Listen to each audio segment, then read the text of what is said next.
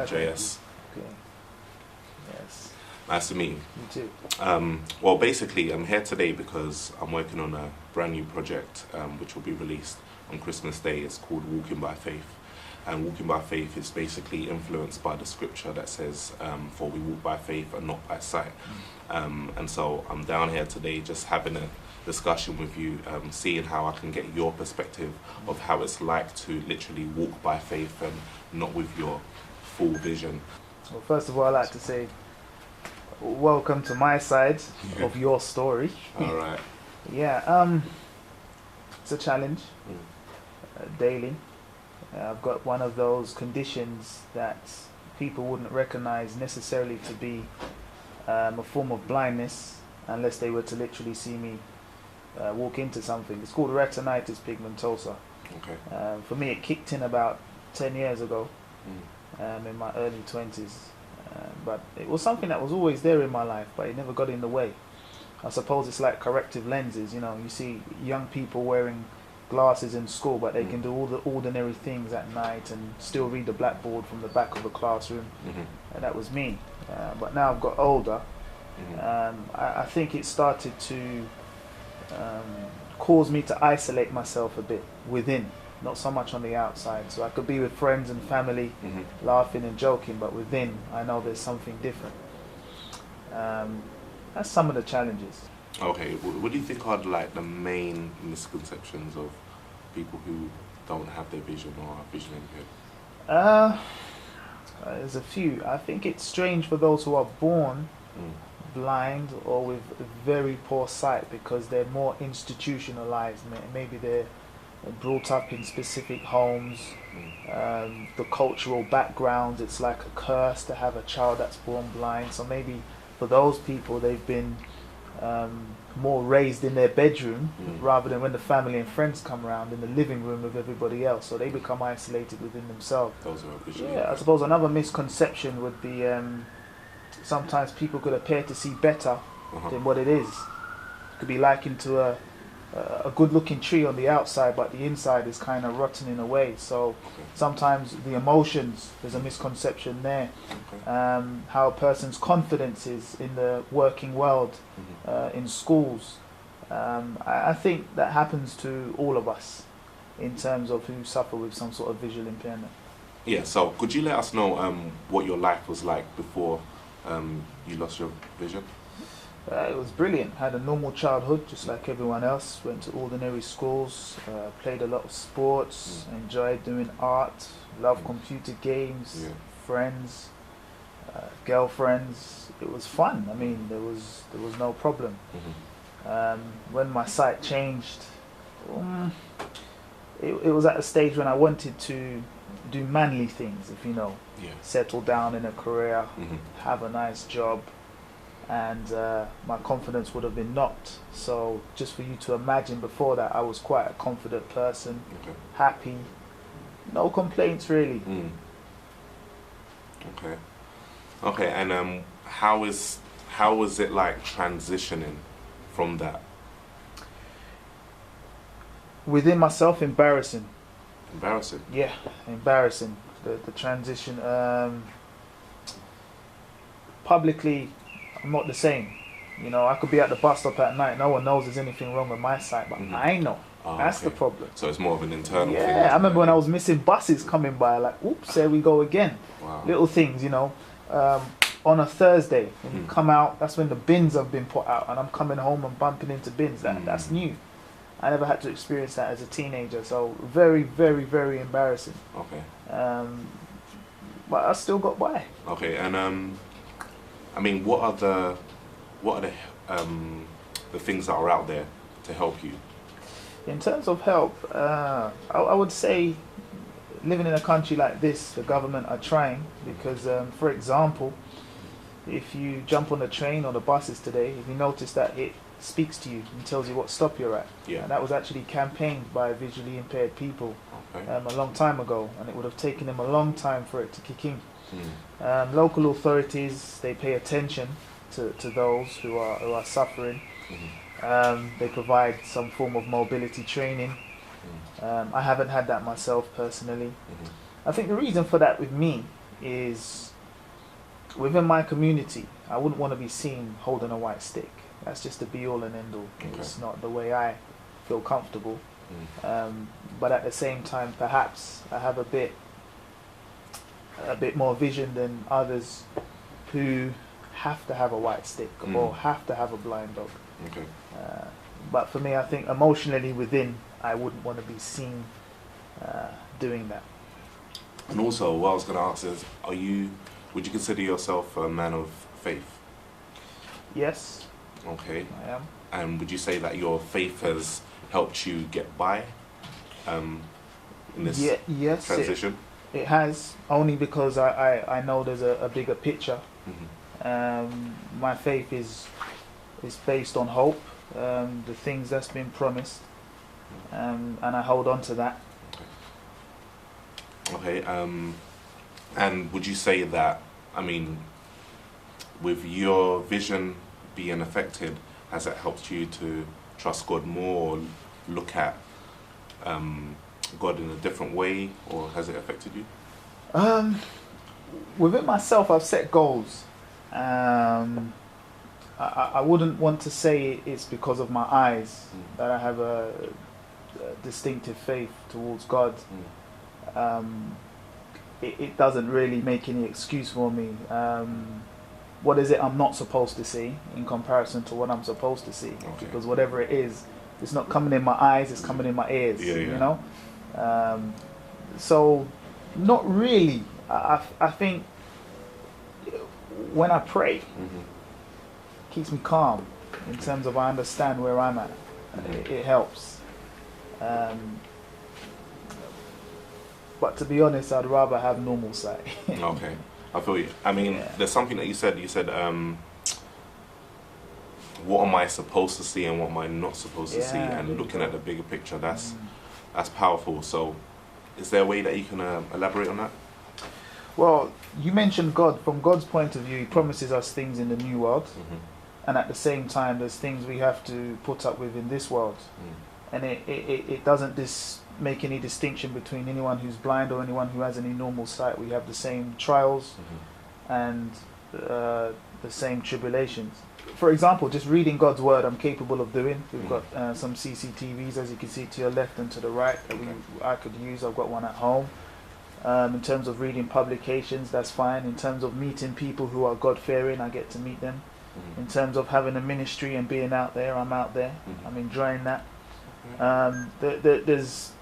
I'm always going to hear negative and see negative because of the news, for example. They're not hiding what's going on in the world, although they are, but they're giving us bits and pieces. That's enough to let me know that the little sight I have, I can then say, I witnessed that, I saw that, that was negative, or that was good. Okay, so with losing like your vision, there are other senses that are enhanced. So what has been your experience with that? Have you had any other senses been enhanced through that? I disagree. I'm not sure if that's true. I think it's still a bit speculation. I think listening is important anyway, with or without your eyes, and maybe without the eyes you tend to listen more. I don't necessarily think it's been enhanced. Touch is still the same. Smell is very much the same. Food is just as nice as it was before the sight loss. That's it. Okay. So would you say that your social life has been affected, because you did mention that there's like a war going on internally, and so would you say that it has affected you socially? I can just think of a particular friend. He says to me, you need to get out more, even though there's an eyesight problem, because those of us who are with you will look after you. So going to the clubs is not easy, because the lighting, the pace, it's always the pace is usually the problem. In the real world, you move at a certain speed. When your eyes is changed, you slow down. People cutting across you, even in a marketplace, let alone inside of a club or being at a busy bus stop at night, it all has its effect. So it's changed a lot. Like you did mention that, you know, your friends will be there for you. However, it is hard for you to step out. I was going to say, do you find that you feel that you are a burden onto your peers? Of course, yeah. Yeah? Burden is the right word, of course, yeah. Okay, but they don't make you feel that way. It's just... No, they don't make me feel that way. Otherwise, they wouldn't be friends in that sense. But whenever you go out, wherever you go, you have to have a get up and go attitude, isn't it? So you can imagine in a club, if a song comes on that you like, you're on the dance floor. Forget the blind friend. You're not remembering him at that stage. You've had 2-3 drinks. I feel you. You're on the move. Yeah. He's there. He likes the music too. He's got to get up. Yeah. So I have to dance my way over there rather than walk my way over there. If I dance my way over there, no one knows. You probably feel, oh, he's a little drunk. He ain't blind, you know. But you see, for me as an individual, that doesn't bring me down. It just, I think I'm just too self-conscious of it, but I still keep going. Where someone else, it might just keep them down. Okay. Do you understand? Yeah. Definitely. So, in terms of going places where you're comfortable in going, would you say you're more likely to go to that place where you're more comfortable as opposed to somewhere where it's going to be a lot more difficult for you to maneuver and operate? Yeah, what you said is probably true, but I go anyway. I'm just one of those. I somehow seem to go anyway. Nighttime is the main fare, but now, you know, you asked me a question earlier, what's provided for people? There's something called a taxi card, where you pay a cheap rate, but your taxi can pick you up, or Capital cars, they pick you up, you pay a cheap rate. So just like anyone else, rather than jump in Addison Lee, I jump in that. You know, my friends usually got their cars, they got me covered. Come out, went to Chinese restaurant on Friday night, they got me covered, you know. Love women. Never stopped, you know, but it's a bit different with sisters because you've got to dignify them. You don't want to be seen as, you know, the man who's always got this woman on his arm. Not everyone will understand, and it could come across like I'm taking advantage because of my sight, and I wouldn't want that to come across. So I'm always very careful, but I do what I can. The concept of this project is called Walking by Faith and Not by Sight. What does that mean to you? I like that. That reminds me of what the Apostle Paul said in Hebrews 11 about what faith actually is. It's the assured expectation of the things to come. So you literally know it's coming. You don't just believe, you know it's coming. And that's fine. I think from a physical point of view, the only thing you know what's coming is that you're going to bump into something if you can't see, which is not very nice. But from a spiritual aspect, it's hard, isn't it? Because someone can have faith, but the works of faith is something totally different. So really, why that concept? The Walking by Faith concept? Okay, well, it basically stems off me leaving my comfort zone. For example, I was with a record company. I've been with like 2 record companies for the last 5 years. And so this is like the first time ever being an artist, an independent artist. So I'm basically stepping out in faith with nothing, doing a project with nothing. So it's just from scratch, starting again. So it's a new season for me. So the project Walking by Faith and Not by Sight, because in front of me, if I measure up what's ahead of me, then it can kind of discourage me. Oh, there's no point in moving forward, there's no point in doing this because it's going to be too hard, etc. But literally working off a promise that I believe has been given to me, saying that, okay, you are meant to be doing this, or this is the new season in your life. Like, I mean, the children of Israel left Egypt, and they were in the wilderness for 40 years. They were supposed to be there for 40 days. They was in there for 40 years. And literally them being in the wilderness is them now leaving their comfort zone, which was Egypt, because they had, you know, food, everything was there, but in the wilderness they didn't really have much. God had to feed them from heaven. So they were out of their comfort zone. So it's how much can you trust in God for you to get into your new season, for you to reach the promised land. Okay. So that's where the faith, that's where the project is stemming from, my circumstance. And so me bringing this project to this organization is basically trying to marry the two. So it's on a spiritual level and on a physical level, and seeing how the two can marry each other. Okay, so for people who can see out there and who can't see, who believe in God and who don't believe in God, and they get to see your documentary, what are they supposed to take from this exactly? Okay. When you're walking by faith, it can look really like stupid to the public. Like, is this guy crazy?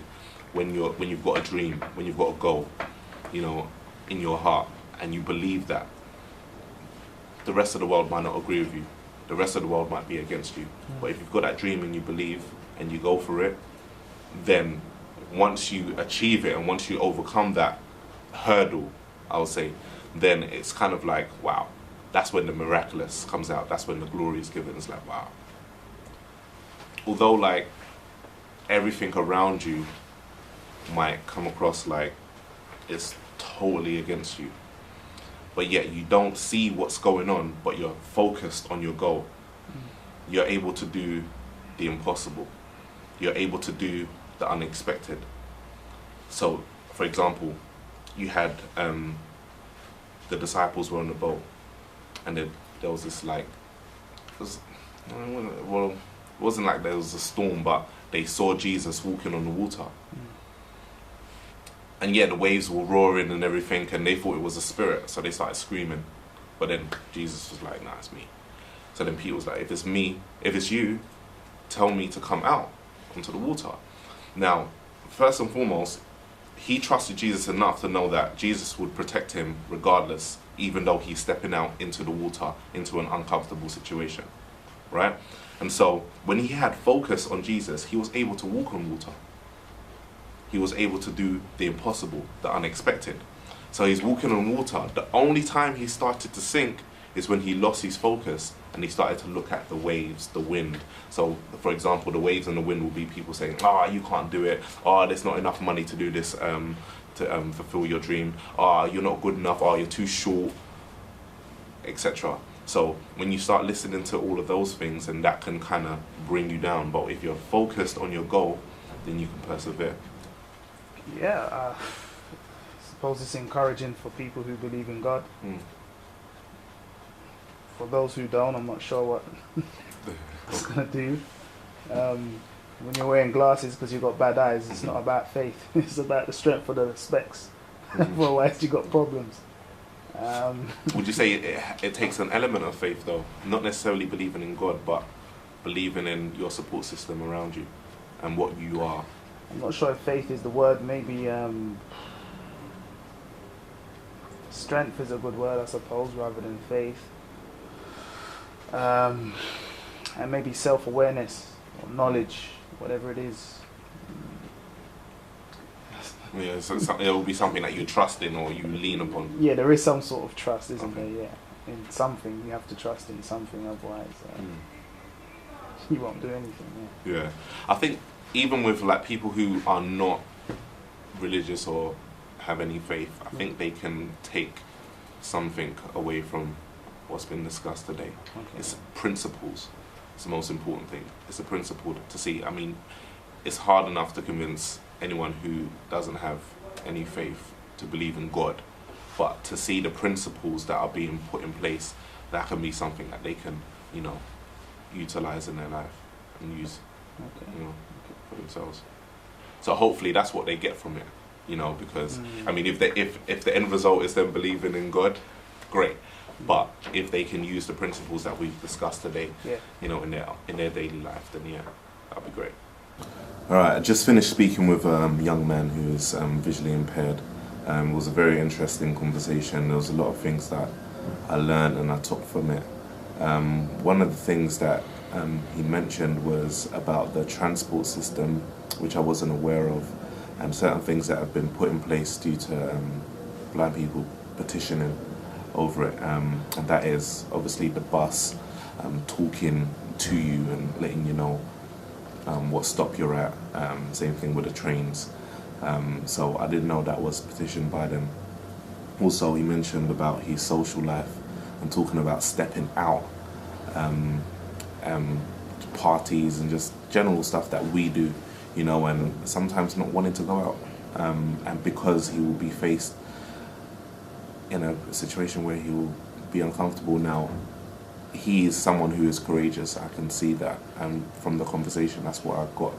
And I can see that, you know, he's one person that would just go out and do it anyway, but he will prefer to have his vision, you know, and operate on a level where he can be a lot more comfortable. And I think just drawing it back with this project and walking by faith and not by sight, the walking by faith is literally walking in your destiny, walking towards your dream regardless of what is faced around you, regardless of what the obstacle is, you know, not walking by sight. That could be physical and, you know, spiritually also. Bang, whatever you see in front of you, even though it's against you, you still walk by faith because you're walking based on your dream, your goal, what has been promised to you. And I think that conversation was just, it was really interesting. It was an eye-opener just to see how, you know, just like we're in basically the same age group, you know, and all the things that I may necessarily take for granted, you know, seeing how it's affected him, but at the same time, he's able to overcome and still not let that get to him as much and still be as active as he can possibly be. So yeah, that was an interesting one.